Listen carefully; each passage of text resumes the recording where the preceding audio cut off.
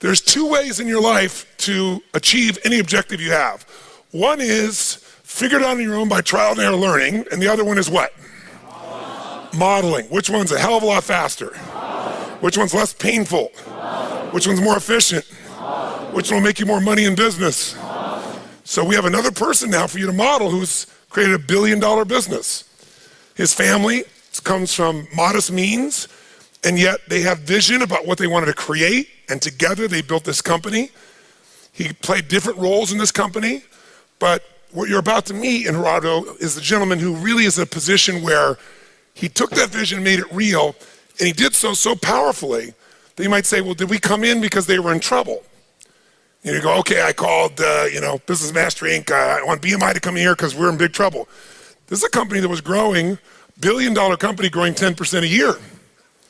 Gerardo's a man who was literally, from 2004 to 2008, created 200% growth, a little more than that for HomeX. He's the guy that took the company public. This guy's succeeding on a huge scale. That's why I really wanted you to be able to interview him. Like, why would a guy who's doing that well, usually people, before they go for help, they gotta have enough what? But the most successful people, the Tonys of Zappos, right?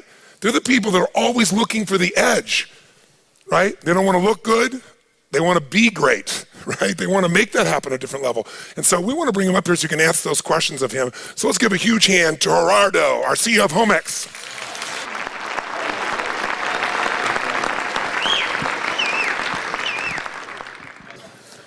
So we wanted to just get a chance to visit with you because, again, so many people don't have that X factor. They don't have that mindset of, I'm always looking. If I'm the best, I'm looking for more. Tell me what I'm not doing well. Tell us two things. Tell us, how did the company really get started? What was the vision? And tell us, how has that philosophy affected your ability to succeed and help to build this business with your team? Okay, the company was started by my brothers, two older brothers, in '89, 20 years ago. I was working on a shirts factory. I was manufacturing shirts, and my yearly revenues was equal amount of selling 4 homes. Wow. Then I talked to my brothers and said, I will help you to sell five homes in 1 year, and my life will be more productive. I think you kind of surpassed that just a smidge. How many homes do you guys build a day? Or in '89, 140 per year. 140 a year homes. And how many? In '89. In 1989. In '93, when I joined the company, yes. 500. And how about today? More than 200 daily. 200 a day. Give him a hand. That's unbelievable. Did they buy you some new shirts? Oh yeah. I joined the company. We live in a small city in Mexico, less than 1 million people, and we start growing the company to different cities. Today we have presence in 35 cities all over Mexico. We are covering 80% of Mexico. We just started building homes in Brazil, in Egypt, in India. We are maybe the company that builds more homes per year in the world. Wow. Maybe. That's amazing. That's amazing. So, what do you attribute the success to? Tell us this philosophy of constantly finding a way to do things better. Most people, when they achieve a level of success that's that large, I mean, if you're selling 150 homes a year, and if you were doing 150 homes, at that stage, 300, 500, 600 homes. When you got to that stage, people say, I've doubled, I've tripled, quadrupled. We're the best. Why did you keep seeking ways to do things better? Why do you still do that today? We work based on a theory called the theory of constraints. If a company can sell $80 per year, and you can build $100 per year, what will be your revenues? Right. 80. Right. And in the opposite, if you can sell 100 but you can build only 80, your revenues will be 82. Then your revenues are constrained by your factor with the lower capacity. Right. That's why we approach Chet, because sales was our constraining factor, and that's why we work on increasing our sales.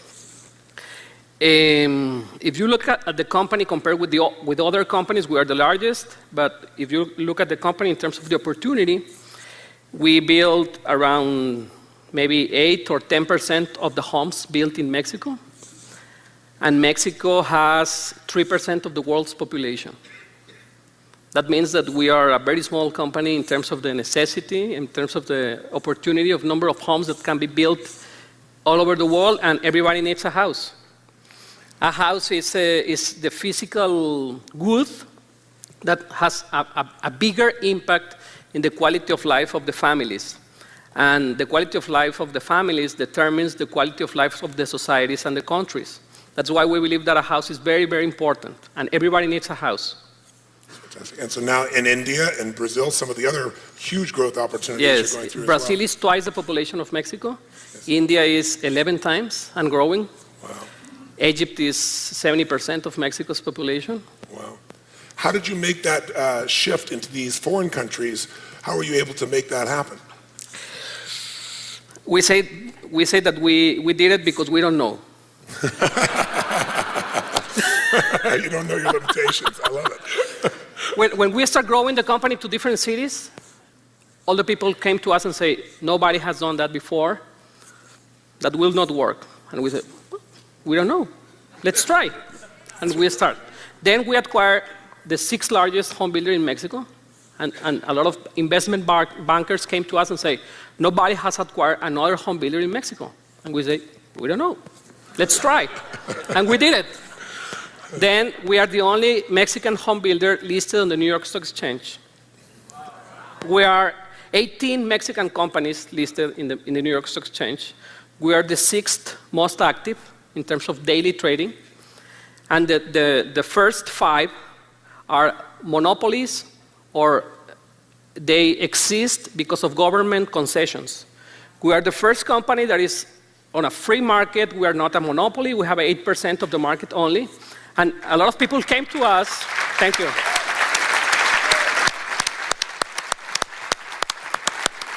I love that you love doing well. Do you see that?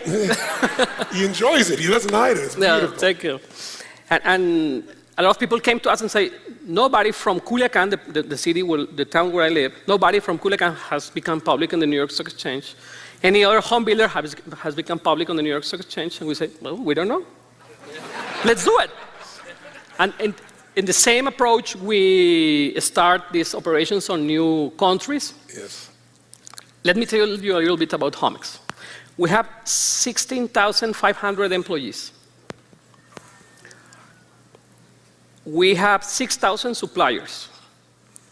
We give a new home to more than 60,000 families every year. That's 300,000 people, because it's in average 5 people per home. Wow. And close to 70% of the Homex workers, they don't have a base salary. 70%. What percent? 70. 70%. Wow. 70% don't have a base salary. And the other 30%, we have a small portion of our income based on the operating profit of Homex. Wow. We have the same score. We are playing with the same score, and we are trying to reach the same goals as a company, as a team. Yes. Nobody is paid by their age, their background, their gender, and nobody is paid by their own results. Everything is team-based results. And we have been trying and learning, and that's the way the company has been growing. It's beautiful. Now, you worked with some consulting firms before, BMI. Have you gotten the same kind of result? And tell us, what was your aha moment? You were already doing so well. You brought us in, and when did you really start to realize this was going to change the entire company? We have had mainly three types of consulting companies. One that I think is very important is in terms of the culture of the company. Yes. Yesterday, Tony talks about the culture. The culture for us is the network of conversations, the way that we relate, the way that we interact, and we believe that the culture is the base for the rest of the team performance, etc. We have another type of consultant in terms of theory of constraints, and today we are very glad to have Chet and Jean and you working with us to increase our sales. As I say, we have only 8% of the market, and we believe that we can grow, not only in Mexico, but all over the world, our market share. We believe that in the long term, and for me this is very, very important, in the long term, the constraint in the size of a company is the owner's ambition. Well, I am the constraint. That's awesome. I am the constraint in Homex. The market is there, the opportunity is there, the financing is there, and I believe that the same happens for most of the companies. I am the constraint, and I'm not feel guilty about that, but I feel that I am setting the pace, and I need to create the conversations to grow the company faster. From 2001 to 2008, our revenues has grown 2,000%. Wow, that's unbelievable. 20 times.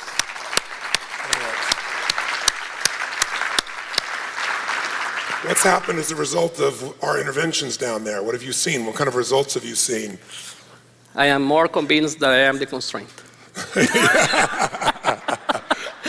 Let me tell you another story about how do I find Chet Halls. Yes. I was commuting to my work. As I live in a small town, when we have traffic, it takes like 3 minutes. That's pretty cool. And I was listening the XM radio, CNBC. And I was thinking, how can I sell more homes? I need to sell more homes. My constraint is in sales. And I listened to Chet's radio spot, and I said, this is the guy.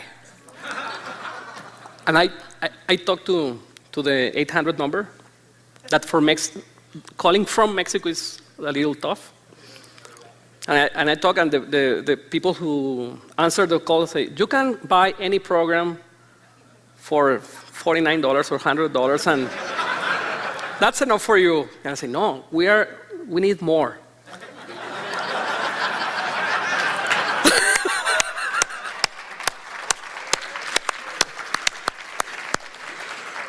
I'm glad I had a larger vision, aren't you? Maybe for you, we are in a small business, but we want to grow and we want to be a bigger business. And please say to Chet that this is our revenues, the type of business, etc. And then later, Chet called me, do you exist in Mexico? Yes, we exist in Mexico and we want to grow. Okay, then we invite Chet to visit us. And we as a company, we trust in their advice. We understand that there's a lot of people who doesn't want things to be changed. Yes. But my commitment is we will follow all their advices and all the requirements that they give to us, and that's the way we have been open, and we believe that we can grow much faster if we continue applying all these policies in the future. Right. What do you do to deal with change when so many people are so afraid of it? How do you deal with it, and how did you help us drive that change through the organization? I think, okay, for me, the resistance to change, I am responsible of the resistance for change. If the people look at the new idea or the new opportunity as something that is possible and is convenient, they will do it. Yes. If they think that it's not possible or it's not convenient, they will be resistant to change. Yes. Then I can create the conversations to invite them to look at this new initiative as possible and convenient.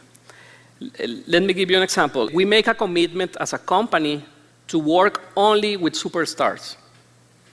We have 3,500 salespeople. And we say to them, we only are going to work with superstars. If you want to become a superstar, we will train you, we will help you. But if you don't want to be a superstar, let's go find another job. We only want to work with superstars. We're giving a lot of resources, a lot of money invested in all these initiatives, but we only want superstars in the sales process. We have sales agents that have sold 5 houses in a day, sales agents that have sold 27 homes in 6 days. It's people that is making a lot of money. For the Mexican standards, they are doing maybe 10, 12 times the average of the Mexican income. Wow. It must make you feel incredible to not only be able to put people in homes, but to have your own employees have such an extraordinary quality of life.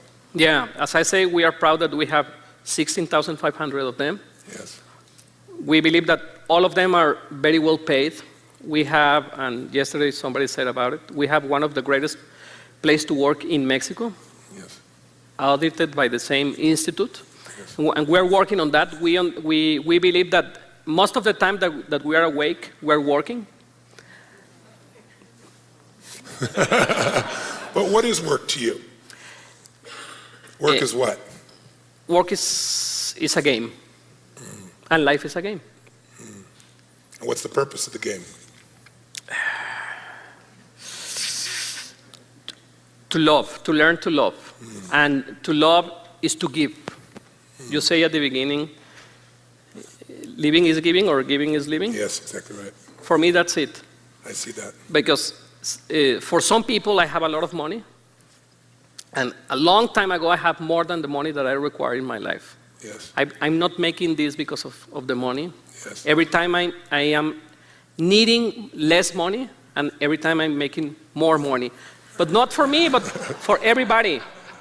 For everybody, for all the workers, our suppliers, our investors, our customers, the authorities. We are the largest builder of water treatment plants in Latin America as a consequence of being a home builder.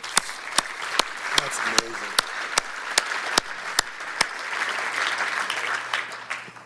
And we are trying to create more jobs and to bring homes to more people. That's our daily work. No. We don't want to suffer. We don't pay the people for suffering or for Yes. bringing a hard day. No, we don't like that. We want to play. We want to win. We want to make more people happy, Yes. fulfill their dreams, and having fun in the middle. Pure magic. That's it. That's pure magic. That is awesome. Thank you very much. That is awesome. Thank you. Questions? Yes. Give your hand. Hi, I'm Janet. I think your vision is just awesome. And I think at one time I used to be visionary, but I think I've been working too hard and I forgot how to be a visionary. So obviously I am the constraint to my business. I fully realize that and accept that. How does one become visionary again? How do you realize what you're possible of doing? Great question. Thank you. My goal for the last maybe 2 years has been not to become an invisible team member in Homex. That everything works without me. I don't want to be the hero that solves anything. I want to be transparent. I want to be that every team works, and when they achieve anything, that they say, we did it. I don't want to be the hero. I don't want to be the most important person in the company. And every email, every request that I receive, I am always asking me, who is the best person to do this? I don't want to do this. I don't want to do anything. And not because I am lazy, that I am. But as I am the constraint, and if everything needs to be decided by myself or anything needs to be approved by myself, I will become more the constraint.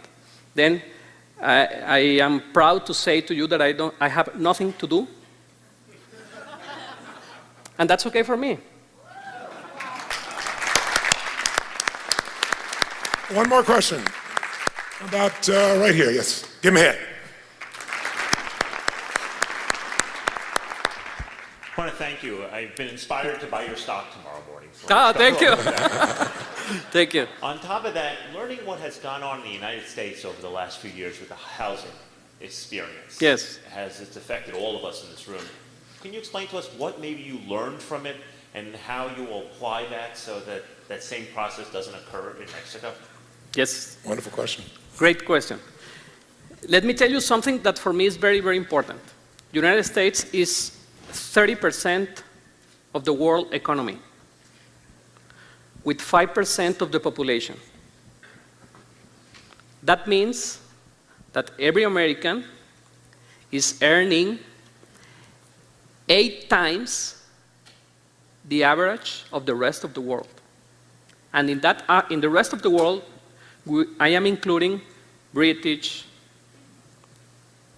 Germans, Middle Easterns, Japanese, etc.